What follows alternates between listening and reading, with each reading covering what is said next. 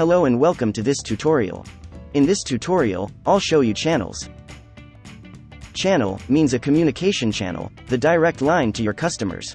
Think of a channel like a chat between you and a customer where you can exchange messages, pictures, and files. To get started, just add a channel page.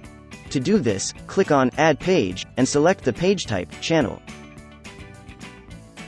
In the app previewer we can already see the channel page.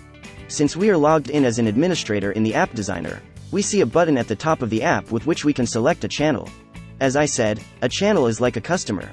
So let's choose a channel. Now we can see the chat history with the selected customer.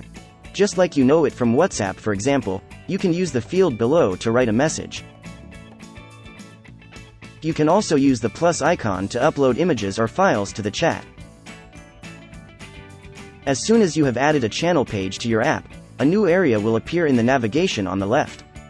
Here you can see an overview of all channels for your customers. You can select a channel here. On the right side you can see the entire chat history and can also write messages and upload files here. So that you always have your channels with you, you can easily download your own app from the App Store and then log in with your email address. So you won't miss any more inquiries and give your customers lightning fast feedback.